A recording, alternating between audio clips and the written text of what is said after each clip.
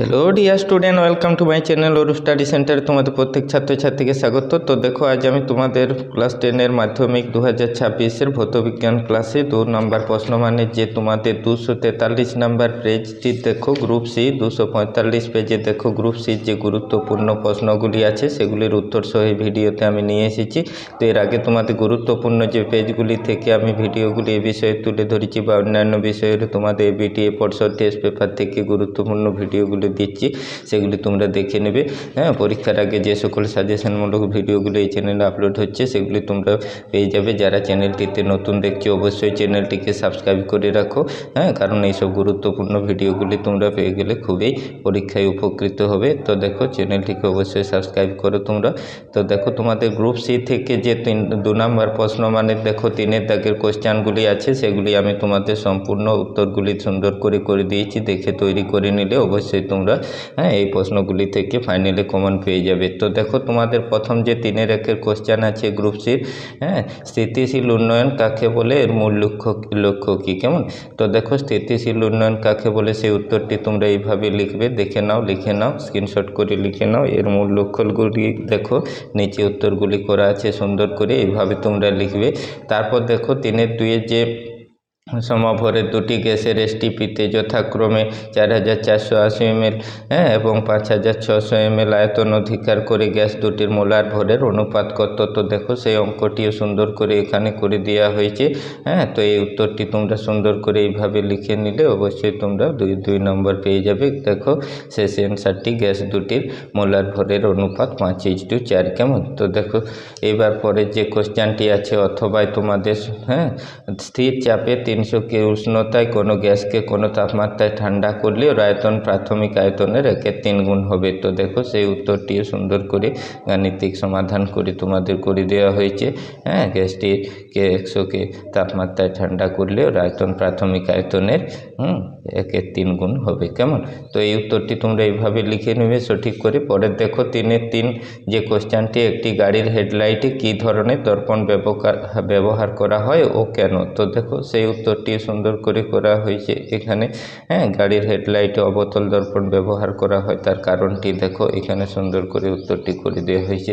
এবার দেখো, পরের পেজে যে গুরুত্বপূর্ণ কোশ্চেনটি তোমাদের আছে, অথবা দেখো এখানে কোনো মাধ্যমে আলোর বেগ 2 × 10⁸ মিটার/সেকেন্ড, ওই মাধ্যমের প্রতিসারাঙ্ক কত? এটা 5.8 হবে প্রশ্নটা। দেখো, তারপর দেখো উত্তরে ঠিক আছে, এইভাবে তোমরা গাণিতিক সমাধানটা করে পর ওই মাধ্যমের প্রতিসারাঙ্ক 1500 উত্তর করবে, কেমন? এবার দেখো 3-এর 4-এর যে কোশ্চেনটি আছে, ডায়নামো ও বৈদ্যুতিক মোটরের মধ্যে পার্থক্য লেখো দুটি। তো এইভাবে দুটি উত্তর তোমরা ডায়নামো বৈদ্যুতিক মোটরের মধ্যে লিখে দেবে। দেখো, আমি সুন্দর করে সেই উত্তরটি দেখিয়ে দিচ্ছি, তোমরা দেখে লিখে নাও, তৈরি করে নাও। এবার দেখো C2H2 অণুর লুইস ডট ডায়াগ্রাম দেখাও। তো সেই ডায়াগ্রামটা তুমি এখানে একটি ভালো করে এরকম আমি দেখো যে উত্তরটি করা আছে এটিভাবে দেখে তোমরা করে নেবে, কেমন? এবার দেখো, অথবা যে কোশ্চেনটি তোমাদের গুরুত্বপূর্ণ আছে, আয়নীয় যৌগগুলির গলনাঙ্ক স্ফুটনাঙ্ক বেশি হয় কেন? তো আয়নীয় যৌগগুলির গলনাঙ্ক স্ফুটনাঙ্ক বেশি হওয়ার যে কারণগুলি দেখো এখানে পরপর করে দেওয়া হয়েছে, সেই উত্তরটি তোমরা ভালো করে দেখে লিখে নাও, কেমন?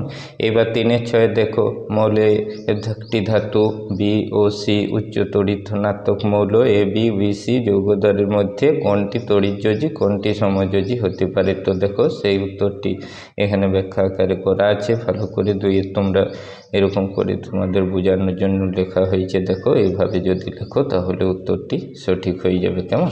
পরবর্তী যে কোশ্চেনটি তোমাদের আছে, দেখো 7-এর দাগে, সে কোশ্চেনটি আমি তোমাদের দেখিয়ে দিচ্ছি। 3-এর 7-এর পরীক্ষাগারে N2 গ্যাস প্রস্তুতির নীতি ও সমিতি যে সমীকরণটি সেটি তোমাদের লিখতে হবে, কেমন? তো এইভাবে তোমরা নীতি সমীকরণটি লিখে দিলে 2 নম্বর পেয়ে যাবে। সেখানে খুব গুরুত্বপূর্ণ কোশ্চেনগুলি আমি তোমাদের বিভিন্ন পেজ থেকে নিয়ে আসছি বাছাই করে। তোমরা অবশ্যই চ্যানেলটিকে ভালোবাসা দাও, চ্যানেলটিকে সাবস্ক্রাইব করো, যাতে আমি আরও সুন্দর সুন্দর ভিডিও তোমাদের উপহার দিতে পারি। পারি।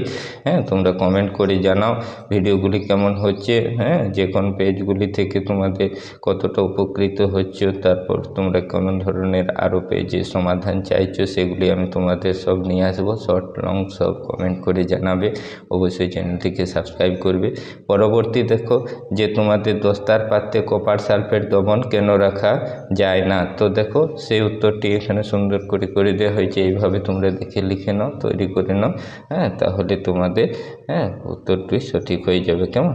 3-8 কোশ্চেনটা দেখলে, খোলা বাতাসে কপার ও কপারের ধাতু সংকর নির্মিত পাত্রের উপর সবুজ ছোপ পড়ে কেন? তো দেখো সেই উত্তরটি করে নাও তোমরা। পরে যে তোমাদের ভিনিগার এবং অ্যাসিটিলিনের যে IUPACর নামগুলি লিখবে এইভাবে।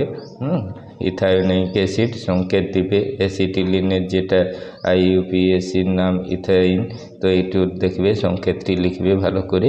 এবার দেখো শেষ কোশ্চেন তোমাদের, অথবা যেটা লাল বর্ণের ব্রোমিন জলে অ্যাসিটিলিন গ্যাস চালনা করলে কি ঘটে সমীকরণ সহ লিখবে।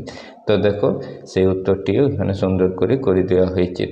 এরকম আমি আরও গুরুত্বপূর্ণ ভিডিওগুলি তোমার মাধ্যমে তোমাদের আমি শর্ট লং সব কোশ্চেনগুলির উত্তরগুলি চ্যানেলে তুলে ধরছি।